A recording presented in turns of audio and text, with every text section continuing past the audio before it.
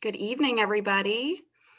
Well, welcome everyone. My name is Izzy Fuqua. I'm the Adult Programs Coordinator for the VMFA, and I'm delighted to welcome you to the AfroDixieRemixes, a VMFA listening session presented by Bank of America. Tonight's presentation was a partnership between the VMFA and the multimedia artist John Sims, who's featured in the current special exhibition, The Dirty South. I hope many of you have seen it, and if you haven't had a chance to, you'll come visit soon. Valerie will provide a longer introduction for John shortly, as they know each other very well. Just to review tonight's program, there will be an hour-long film played at the front, and that will be followed by a short discussion by Valerie and John. We will round out the event with Q&A, you, the audience. So Valerie, with that, I will turn it over to you. Thank you so much, Izzy. I want to also echo Izzy's welcome to you. It is so wonderful to bring this project to you. John is, as Izzy pointed out, a multimedia artist who has, for the past not 30 years, I'm giving you an extra decade of doing this work, John, but for 2 decades, has really interrogated and mined the trappings and symbols of white supremacy in the United States. Part of that legacy, of course, is embedded in all things Confederate.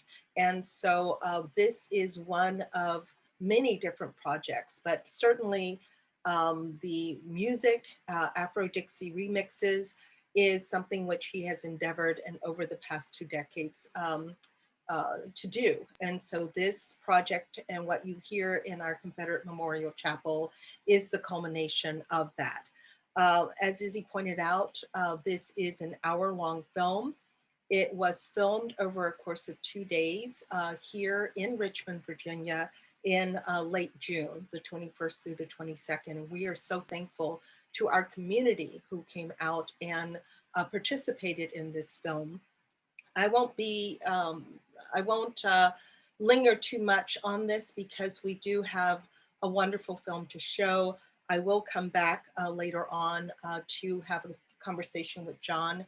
With that, I think we can begin the film, and I hope you enjoy it. Thank you so much for being here tonight.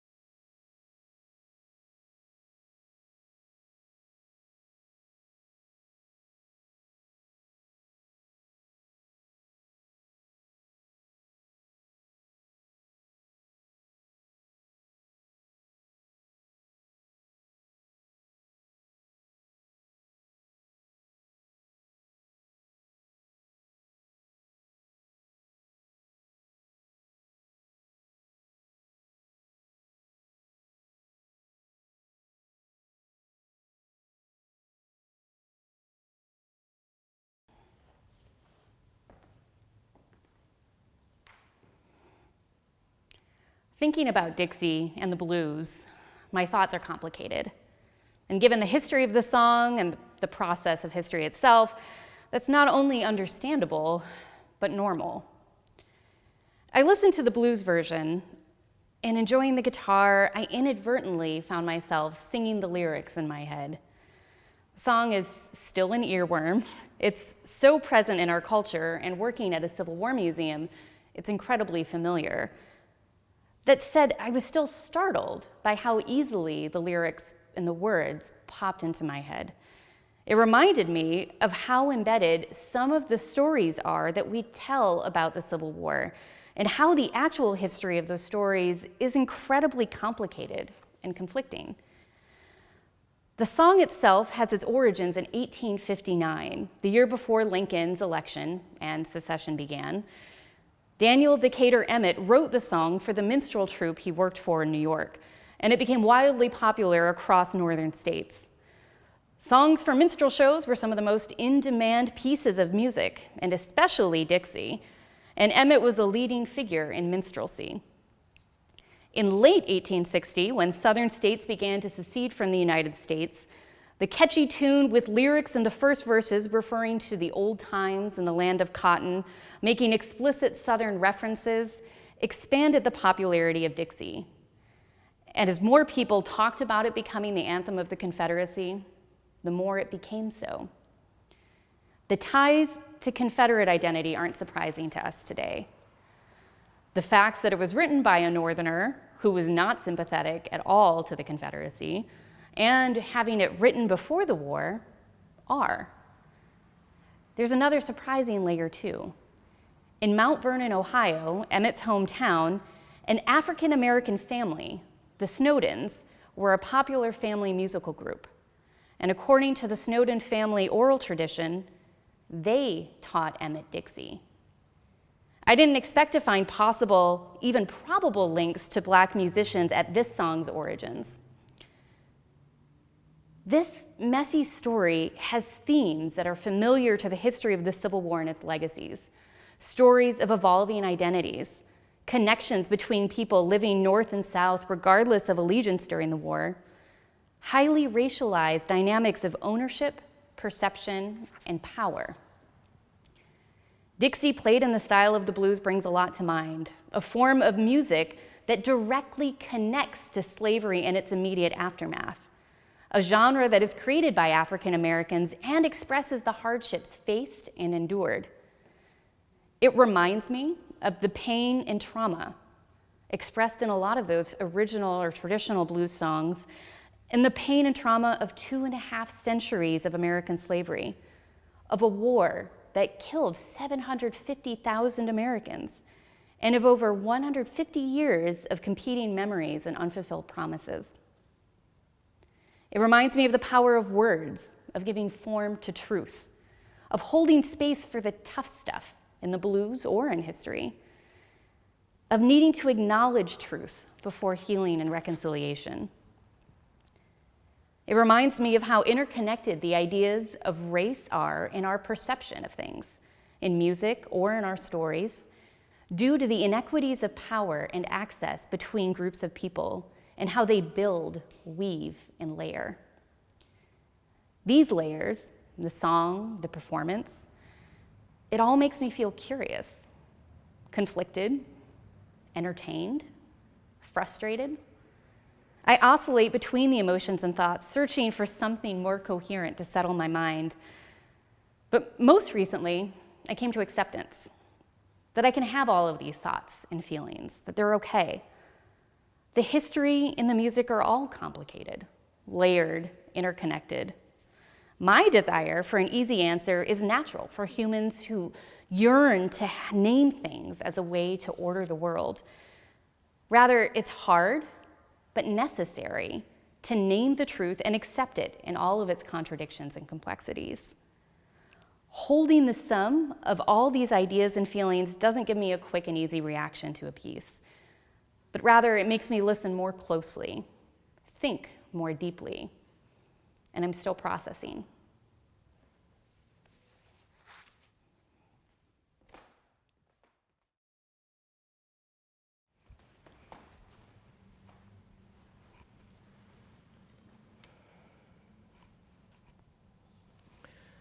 We take over 700 million breaths in a lifetime. That's the body at liberty to experience the miracle of its own weather. To cough or sneeze, to speak, to strike a note against what's deaf, dumb, and blind, guns, lead pipes, flagpoles, pepper spray, pipe bombs, baseball bats, batons, cracked ribs, broken necks, blistered backs, gouged eyes, shattered spines, amputation, castration, immolation, or cessation of breath. Between yesterday and tomorrow, the Ring Shout remix changes the change. In the land of cotton, it's us. Red, white, blue, and the same old brutal shit. But that's the melody. The harmony's a stretch of the imagination, where we let the bad air out. We swing it and improvise ways to undo death's implacable logic of attrition. Ba-da-ba-ba-do-ba. We multiply to riff altered endings, funk it, flip it, lift every voice, and hear in between the notes back to our fugitive song, the subsonic circle of truth, love's ancient technology. Between what never was and tomorrow, the Ring Shout remix changes the change.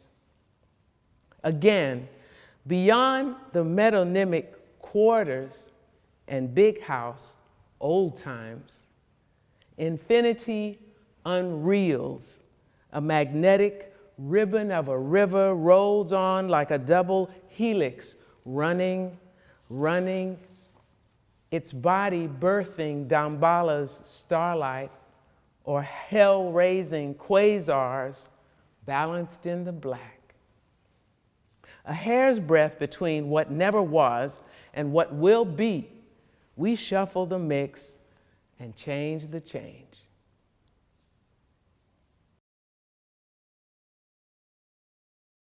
Really wanting to give the AfroDixieRemixes the full Richmond experience, I decided to drive down Broad Street, the main thoroughfare in the city. Growing up and in early adulthood, Broad Street was the place to be, especially on the weekend. The people, everybody showing off their cars, and more importantly, their sound systems. The bass, the subwoofer, a must.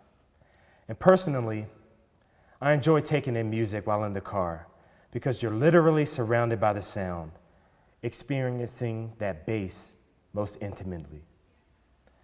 With the environment set, I played a couple songs before getting to hip hop. Immediately off the bat of hip hop, the song employed 3 signature motifs of rap and hip hop music. The hi-hat, bass, and auto-tune, the slight distortion of the voice and a higher pitch. Those 3 elements instantly drew me in, head bopping, anticipating the first verse. I was glad to see the lyrics change for this particular song. That provided a more relaxed and empowered feeling when listening to a version of Dixie with such a racist past and meaning, especially in the former capital of the Confederacy. Other songs used the original lyrics, which had a different meaning and a different feeling. But the most resonating lyric with this song, Hip Hop, stated, "I'm making my way down to the free land." That line alone flips the original on its head, showing there's a clear intention of going away from Dixie, the opposite of a free land. Another aspect of the song, which is representative of the Black African American experience, is the encouragement and need of others to join in making their way to free land. Family and community are integral to Black joy, as well as survival and health. So, making our way, as the lyrics state, to live comfortably in peace and harmony is something that Black people have always valued collectively, given the racist systems and individuals that have structurally set up barriers, hurdles, and exploitation of Black people. There's always been communal encouragement and motivation in rap. Overall, the song has a unique relationship with other genres of the other songs of the album. Namely, they originated in Black culture. That of jazz, blues, hip hop, rap, they all started with Black people. Our art forms have always been an expression and form of political commentary, also societal protest. Rap is no different.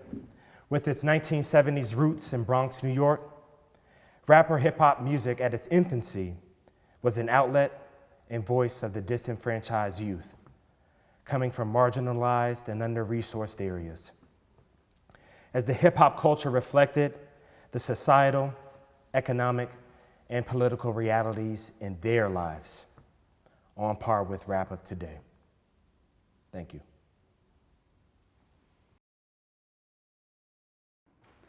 All right. It's a beautiful rendition of a very, very hard song to deal with here in the former capital of the Confederacy. Dixie means so much to so many people. But in this particular rendition that is so bluesy and actually has the hints of jazz as well, you hear the nuances of our history. Definitely the calling of our ancestors here. I think the tonal aspects of like an Audra Day or a Leela James or even Anita Baker, and of course Billie Holiday, that mournful whisper that takes us back to strange fruit. And that idea of what strange fruit means, and for me, it means that we are the strange fruit, particularly as African Americans, but all of us here in the Americas, all of us in the United States. We are the strange fruit hanging from the tree that has fallen down to create the roots of our politics, our history, our lifestyles, and our culture. And in the whispering and the mournful, wayward sound of this woman's voice, I am hearing the ocean. I'm hearing the sounds of the elders of all of our races weeping for us in a way and talking to us, giving us hope, sending messages of where we should go in this evolutionary story that we're having here in the United States. I hear the icons of the past. I experience in the sound of this woman's voice the statues and the things that we create to make history, to make that evolution, but actually it's all around us in the air. It's in the air that we breathe, it's in the water that we drink, it's in the earth that we walk on. The elders speak to us all the time. And our Christ selves, our spirit selves yearn for us to listen. And when I hear look away, that takes me all the way back across an ocean. It calls me back, it calls me home. It makes me sad because I think of so many lives and so many dreams that are in that ocean. But at the same time, it's an awakening for me to understand that we are the bridge between what is now and what was then. We are the pathway and the passageway to what can be. That evolution that comes through song, that comes through rhythm, that comes through dance, that comes through the blues, that comes through life. It's all there in the rhythm. It's all there in the song, hearkening us home. And we can get there if we're only willing to make one step forward as we look away.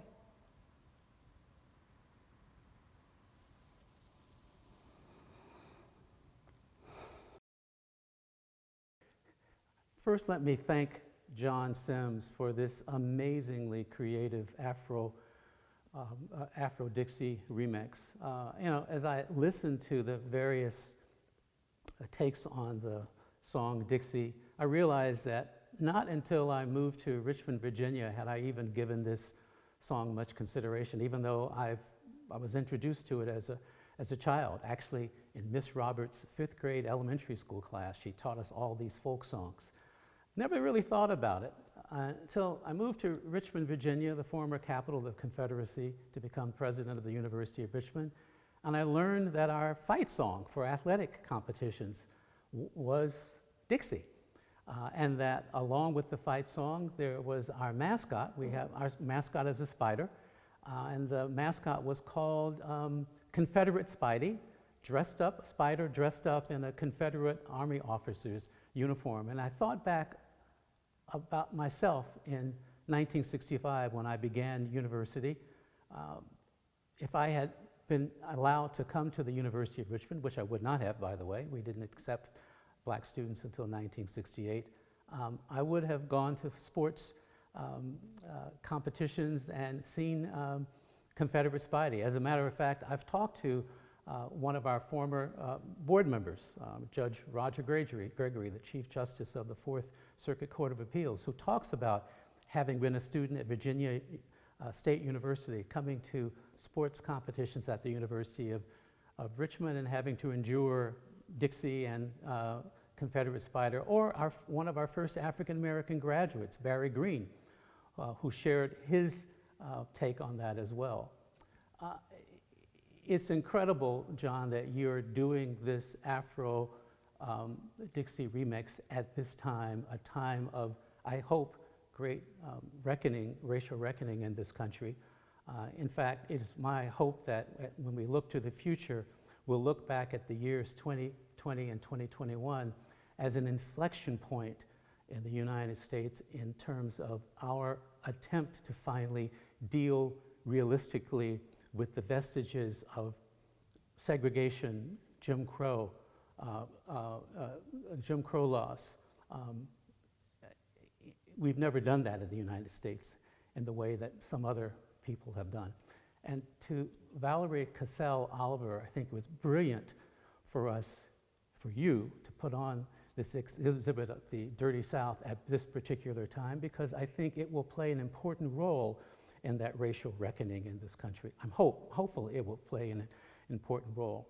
Now, when I listened to the spiritual version, the first thing I thought about was the style in which it's performed evokes the improvisatory style of an earthiness of a jazz singer or a spiritual singer.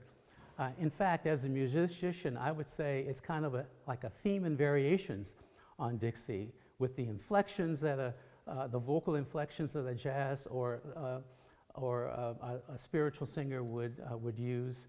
And I have to say, I was surprised at the emotions it evoked in me. Never thought of Dixie evoking emotions before, but it did, because of the manner in which it was sung.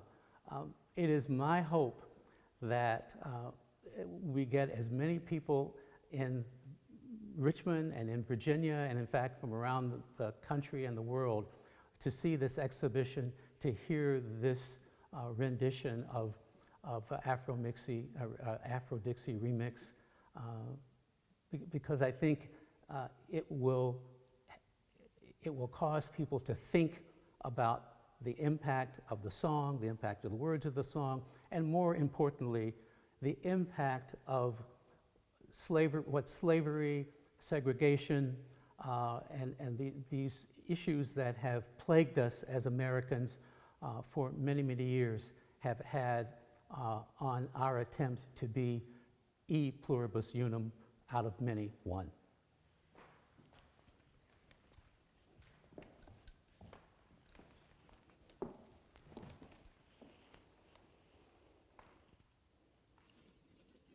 Ron Crutcher, my husband, always has beautiful words to share. And I love that you shared it in a musical term. Thank you, dear. As I think of being in this place on this day in 2021, I think of our new connections, Valerie Cassel Oliver and John Sims, and Izzy in the back, and Saint in the front, and everyone present today. I think of how divided we might have been in 1887, especially on the day of a funeral of the 1,700 people who were buried here. How many of us, Valerie, would have been able to sit where you are sitting, or John, where you're sitting? to celebrate not only the deaths that took place in this chapel, but the deaths that had been taken of people who look like you and me by those soldiers. It's interesting. And then, Valerie, with your brilliance, you bring the Dirty South exhibit to this place where I also serve as a member of the Virginia Board of Museum of Fine Arts. And John, you bring the remixes of the Dirty South through the song Dixie. And we think this is ancient history. But when I look at my age and Ron's age and my parents' age, it really is a part of our history. The last funeral that took place was in 1941. 8 years later, I was born, but my parents had lived here a long time before in Dixie. So this is not ancient history. In fact, this is barely yesterday. The wounded Confederate soldiers lives and fill our lives with pain, both in the head and the heart and the hands. This is our story. This is our song. The festering wounds, the agony remains. We cannot, nor should we ever forget the old times, which are ever present in Richmond, Virginia, and in the United States of America. We will continue to search for the hope and healing that will move us forward. And how beautifully have you engaged us in that art through the Dirty South exhibits. So thank you. Now, as I think of where I was at 8 years old, when we were singing Dixie gleefully, I'm sure I was just running around in Tuskegee, Alabama, singing Dixie like everybody who didn't look like me was singing Dixie, thinking more of the rhythm than the words. I wish I was in the land of cotton. Old times there are not forgotten.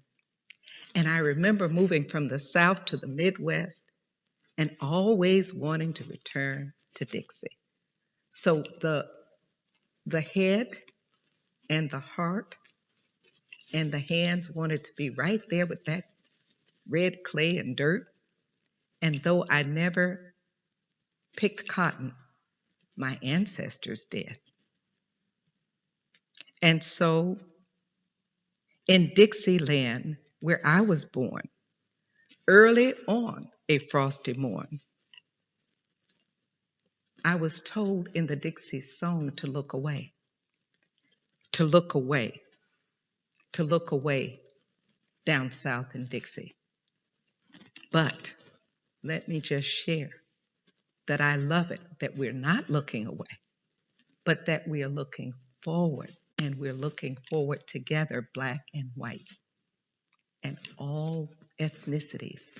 We are looking forward to a new day where we can change that head, that heart, and do something more creative with our hands together as we move forward. Way down south in Dixie.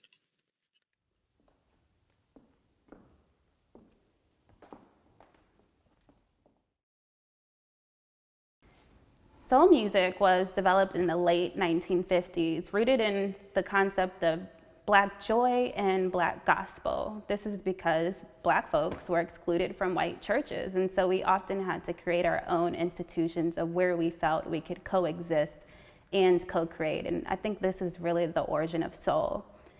I find the song Dixieland quite ironic, being that VMFA is located right next to the Daughters of the Confederacy. And so it brings me back to this concept of white slaveholder religion and how white people truly believed that they were civilized and that people of color were in need of civilization because they were believed to be savage.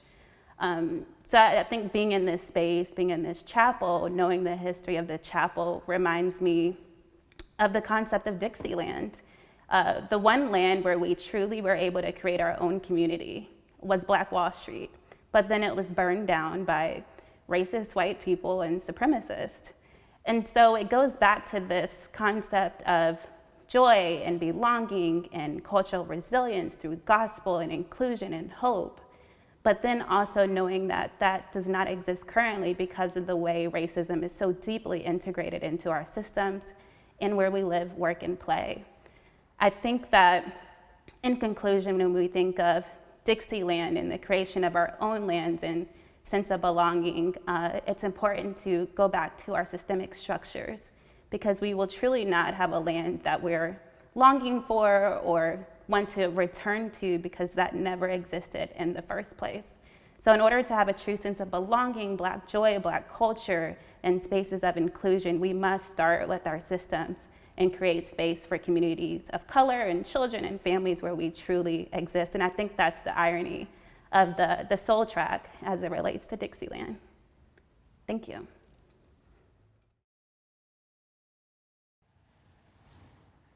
Play it again, Jim, till Hendrix meets Crow, till souls of runaway feet come toe to toe with the souls of griots in the land of cotton.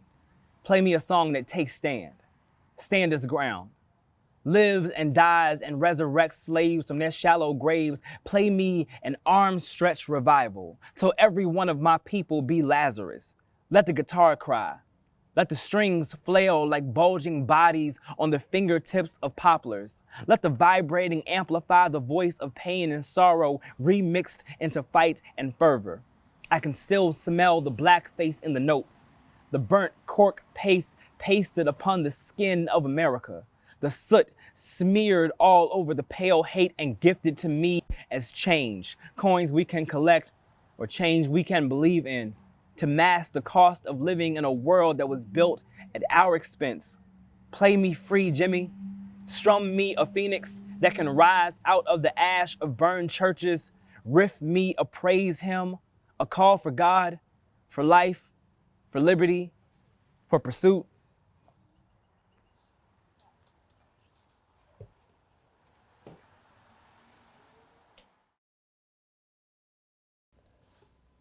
The thing people love so much about house music is that it offers a kind of call and response.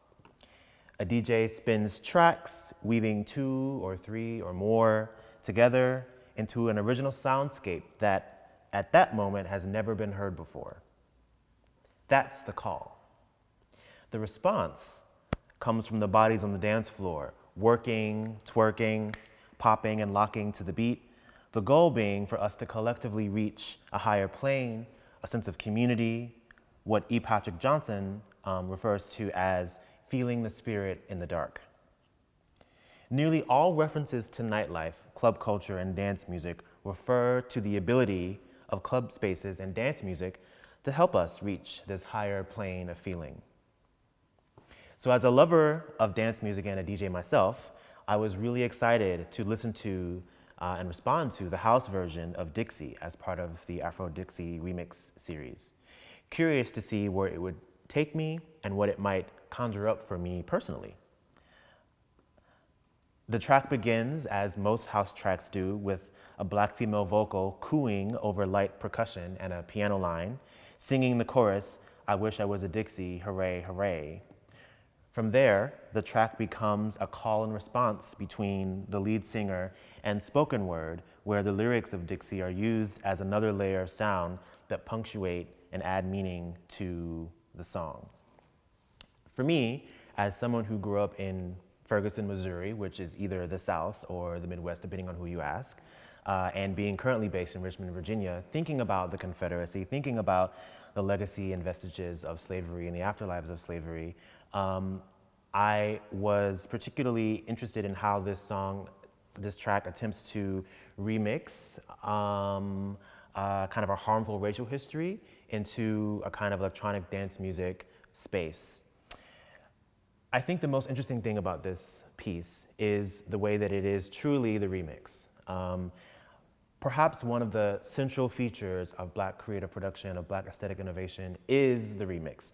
That is the ability to see through things, to poach something from one context and to drop it into another context, giving it a whole new meaning. And when you look at the history of dance music, of DJ culture, of electronic music, of house music, it is full of this. This is called sampling, right? Where you sample, speeches or other songs or other parts of music into this other new whole. And so the piece that I was assigned, House, the House remix, samples, if you will, Dixie, to try to re-articulate and sort of seize meaning from this track. And I don't know where it left me. In some ways, it's not a track that I would want to listen to on the dance floor. It doesn't make me have that feeling of a higher plane. And I don't know if that's due to the lyrics, or if, to the original nature of the song itself. If there are maybe some things that can't be sampled or remixed and sort of reimagined. But that doesn't take away the song's power and its ability to force us to confront racial imaginaries and anti-Blackness, in particular in the Confederacy in the South. But I will just maybe leave with saying that it is the remix and it is sampling that is part and parcel and at the heart of Black cultural production. And this is a really good example of what it might mean to do that with an eye towards protest music, which one thing that I always say and that scholars of popular music always say is that you cannot tell the history of America, you cannot talk about the history of music in this country without talking about protest music, from Nina Simone to Marian Anderson and onwards. So this song very much fits as part of that lineage. I'm grateful to be a part of this experience, to reflect on the work of John Sims and so many other brilliant musicians and creatives who have partnered with him in conjuring this subversive, transformative, and revolutionary remix of the song Dixie. Dixie, copywritten in 1859 to Daniel Decatur Emmett, a Yankee, is one of America's most popular songs and the de facto anthem of the now defunct Confederacy. Like the Confederate flag, if Dixie had to list its relationship status on Facebook today, it would have to say it's complicated, meaning one thing to some and something completely different, and in some cases adversarial to others. John Sims' remixing, remapping, cross-appropriation of this anthem is a critical contribution to the broader re-examination of these issues that touch and impact all of our lives. This point was profoundly made in an article published in the Huffington Post by Sims when he sagaciously suggested, and I quote, that while Dixie might not currently be on the pop charts, it is still on the playlist of the hearts and mindset of many Americans, North and South, indicating that though Black music may matter, in many cases, tragically, Black lives may not. Therefore, while we celebrate the genres of Black music in lofty and revered spaces, the issues of mass incarceration, poverty, police brutality, wealth inequity, racial prejudice, and profiling, to mention a few, do not receive the same intensity, engagement, or debate or action. It is undeniable that music can be and is a powerful force in tearing down cultural curtains, promoting social justice and empowering social transformation. Before there was the image or the word, there was the sound of nature, rhythm, and voices that shaped the essence of our collectively evolving stories, shared victories, and intersecting sorrows, end quote. Or as my African colleagues were fond of reminding me during my days in seminary, in the beginning was the beat, and the beat was with God, and the beat was God. Gospel music, in particular, as a genre, embodies the emotional intensity gathered in people whose lives bear the marks of emotional, economic, and political suffering, but also conveys the joys and highs of Black faith, existence, struggles, protests, resistance, and celebration. Gospel music communicates the edifying impulses of Black life and the unapologetic expression of our Blackness in all of its dimensions. The gospel is, by its very nature, the euangelion in the Greek, the good news. The gospel is subversive, controversial, and transformative all by itself. My friend and colleague, Dr. Aubrey Hendricks, author of The Politics of Jesus, Rediscovering the True Revolutionary Nature of Jesus' Teachings and How They Have Been Corrupted, pointed out that Jesus used at least 7 effective political strategies in addressing the Roman Empire's domination, oppression, and ideology of supremacy, including treat the people's needs as holy, give a voice to the voiceless, and expose the workings of oppression in all of their forms, to challenge the established order of things. He said, and I quote him, to say that Jesus was a political revolutionary is to say that the message he proclaimed not only called for change in individual hearts, but also demanded sweeping and comprehensive change in the political, social, and economic structures in his setting in life, colonize Israel, end quote. The gospel at its core is good news that confronts both the individual and the larger society. As my colleague, Dr. Claiborne Lee, pointed out, salvation is always existential before it is eschatological. It deals with where people presently live and addresses where they hope to ultimately end up. The gospel, and by it, gospel music, is now and then. This is the genius of the gospel and of gospel music as a subcategory. It squarely faces the reality of the current condition while doggedly clinging to the possibility and promise of a hoped-for future. This is no better seen than in the symbolism of the cross, upon which Jesus of Nazareth was crucified as a political prisoner of Rome. In his present, that cross, the symbol, embodied the punitive power of the Roman Empire to extinguish in an excruciatingly painful manner all threats perceived and real. Yet it was the remix, the remap, the cross appropriation of this self-same symbol by the followers of Jesus that ultimately transformed this symbol into an icon of hope, redemption, liberation, and community. The work of John Sims with Dixie follows and trails this same trajectory and tradition. Hello, hello, hello. John, thank you so much. I have to confess, and John knew this, that I had not seen the film in its entirety.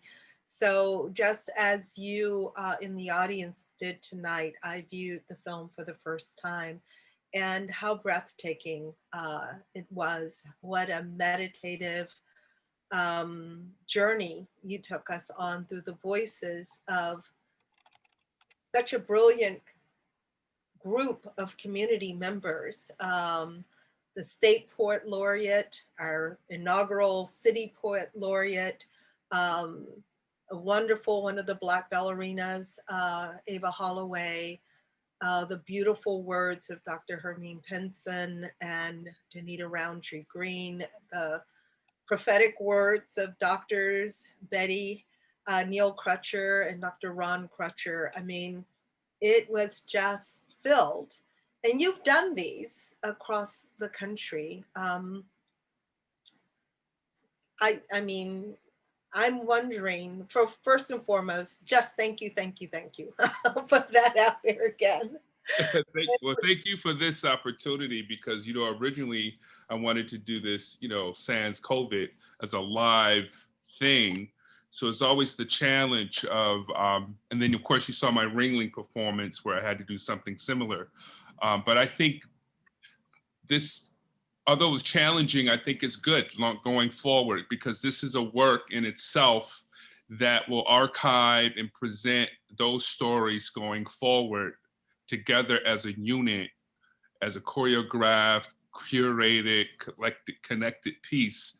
So I want to appreciate you for giving me the opportunity and to help actually pick some of those folks, select some of these great folks. And it was very important to mine that from the community, right there in the community, from the dancers, the poets, the community leaders, like the president of the university there, and just to have a nice gambit of folks who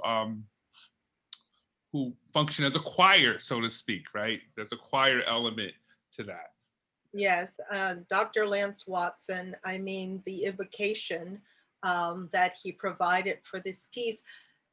You have done this in cities before. What was it like to do this particular, to have this particular engagement in Richmond, Virginia, the former capital of the Confederate States of America, and to do so in a... It felt like, those Fabergé eggs where you have an egg and then inside the egg, then you have another egg. But think about this. Here is presented in this Confederate church, which is in this city, which is in this state, right? That it's so connected to the Confederate state of mind and those kind of values going, backwards, of course, and even some of those sentiments being right next door to the United Daughters of the Confederacy, having all that energy nested in itself, but still have the power and space and brilliance to respond and create and recreate. I think that was the opportunity here, and I think people came to the table very honestly and open, and I think that's what we were really going for. And it's not a very contrived performance, but a real speaking from their spirit, and that's Exactly. I mean, I felt that given the fact that this Confederate Memorial Chapel, to have this structure, which was built in 1887 after the war, which was built not as a church that had been in of itself been consecrated, but a church that functioned as a memorial church, a place where Black bodies would not have been invited into. And just as you insert Black bodies back into the lyrics and into the song of Dixie, to have Black bodies in that place, conceptually, the way it all culminates is so powerful, I feel. Thank you. So I mean, what the response that we are receiving through the chat is certainly one that is full of thanks and gratitude for for the work that you've done over a course of 2 decades. I think people should know that it is taking you 2 decades to build the culmination of this. So, what began this journey? I think people might be very interested in knowing again, I was thinking Right. about the Well, I think it started in the late 90s when I was watching TV and seeing on TV all of the Confederate activism that was happening in Columbia, South Carolina, around the Confederate flag being on the dome at the state capitol. And seeing all these pro-Confederate types just so angry about the threat on taking that flag. And it just became very clear that we live in very two distinct Americas. And where's the civility? Where is the compassion? Where's the understanding how something like this could hurt another group of folks? And then you're trying to position this as a symbol for Southern heritage. That's just so cocky and arrogant and racist and all of these things. So my question was, how does an artist, a thinker, respond to this? So politically, we had NAACP doing their boycott, right, of South Carolina and that type of thing. And so my approach was to look at the Confederate flag and the iconography and then start playing with it. So I, in the late 90s, I recolored it black, red, and green, did a bumper sticker, and then took it to New York and Klan rallies. But then even then, I was confronted and challenged, like, wait a minute, why are you bastardizing the black, red, and green colors with this Confederate flag? So I had to really, whoa, I didn't think of that before. Yeah, let's not have a fight, right? Let me think about that for a minute. So when I got invited to Gettysburg, I was able to present a new piece called The Proper Way to Hang a Confederate Flag, Ideas from a 13-Foot Gallows. That piece would provide a vector of my politics in the right direction so people know that I'm not a pro-Confederate apologist trying to make some sort of mitigated, mediated truce. It was more about, wait a minute, we have to go through the rituals of bringing to justice, a sort of a bringing to burial, right? Bringing to death and then a rebirth.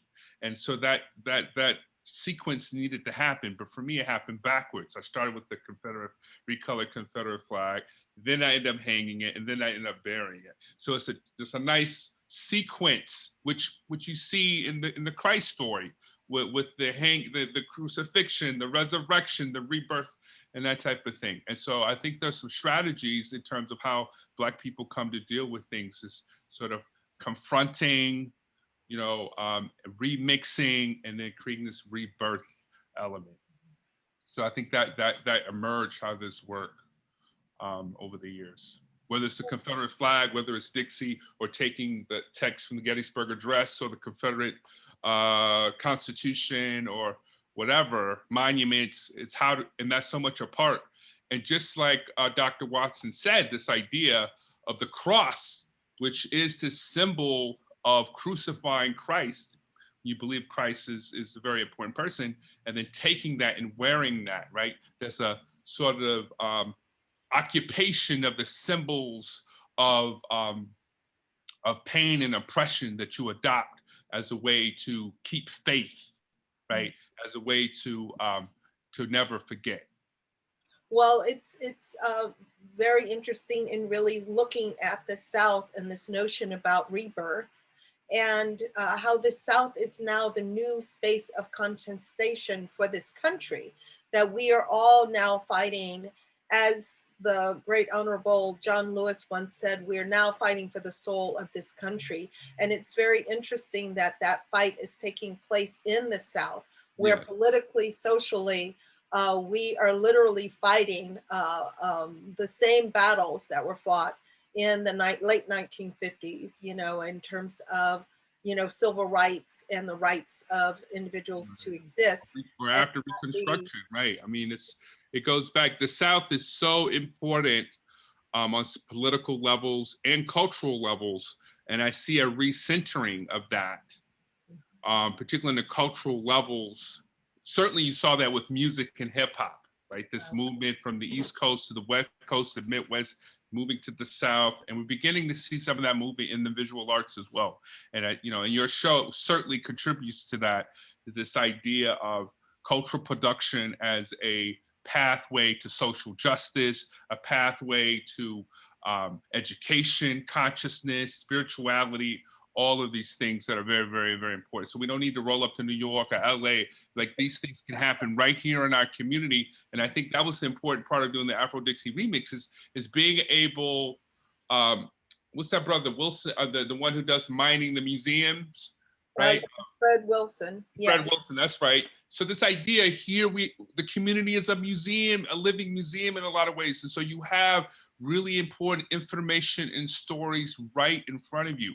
And also with the folks who did the music, that's all musicians from the Sarasota metropolitan area. I didn't need to go to New York, Detroit to find those musicians. They're right here in my own community. So it speaks to the idea that brilliance and genius lives densely within your own neighborhoods and communities. And it just takes the diligence and faith to look and appreciate and create a conversation of support and collaboration.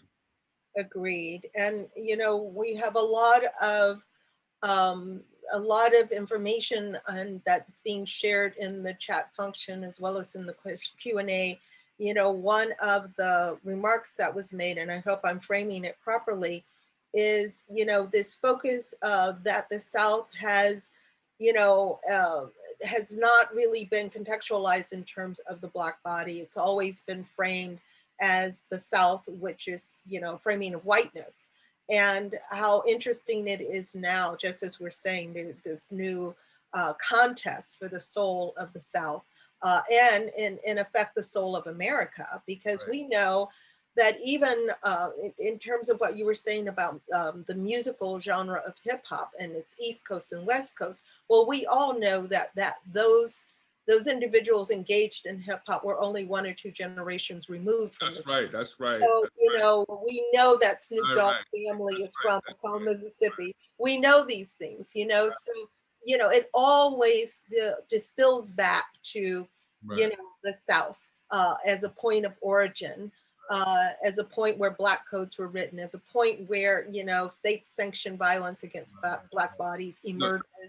Caste genealogy is very, very important, particularly as that genealogy leads to the slave spaces, right? The artifacts of American slavery, yes. And how that has shaped our identity and our culture in very, very nuclear atomic ways.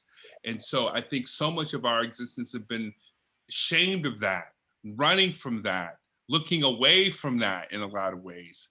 And so I think as we move from the word Black, right? Negro, all these things, and being able to embrace this, like, wait a minute, we have overcome so much. There's a brilliance in that.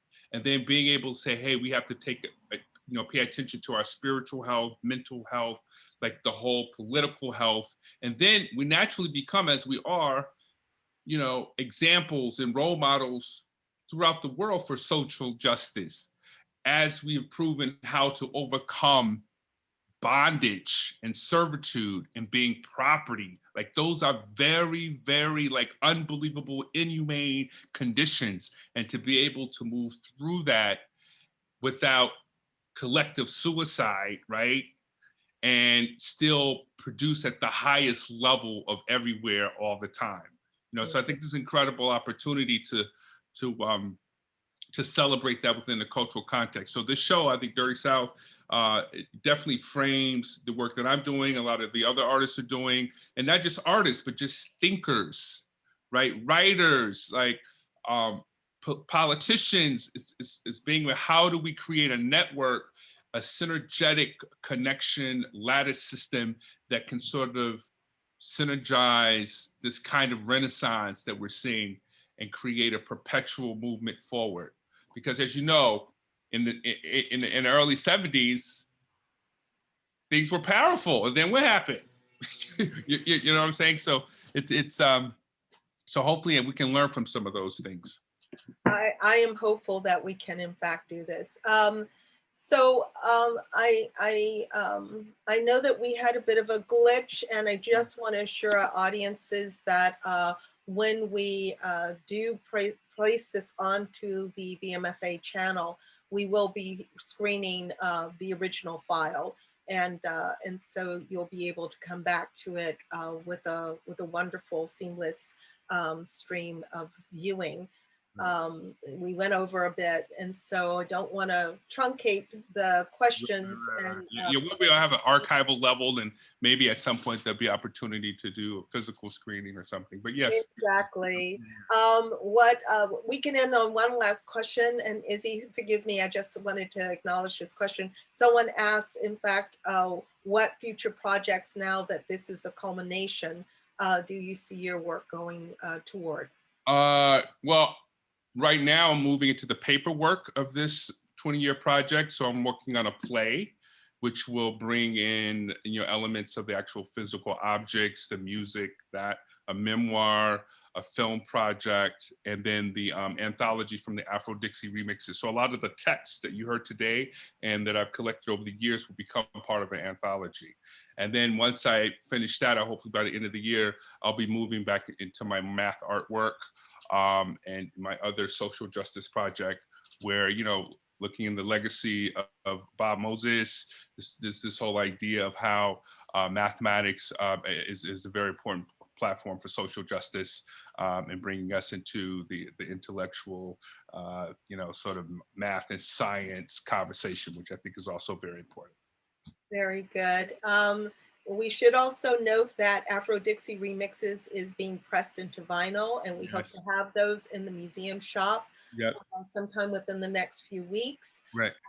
John, I just want to thank you again for your vision of seeing this, for your fluidity and just moving from what would have been a public program to what I feel even better has become this lasting archive of a choral voice coming from Richmond, Virginia, and to all the participants. Yeah, then I want to thank all of the participants for making this happen, and also thank you and Izzy and Saint and all the other folks who are part of this project.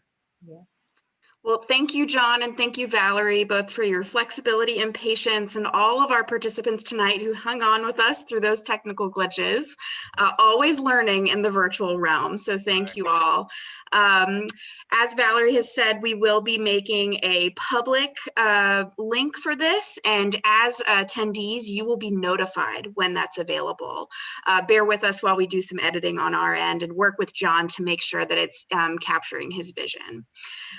So before we sign off tonight, I just wanted to remind everyone that we still have more programs for the Dirty South coming up. So please do navigate to the Dirty South Special Exhibition page and register for more of our free virtual programming and join us. And John's audio installation it can be heard now through the end of the exhibition. Valerie, Labor Day, correct? Yes. Yes. So please come join us, hear the full tracks, and kind of revisit this work on your own. So thank you, everyone, and I hope you have a wonderful night.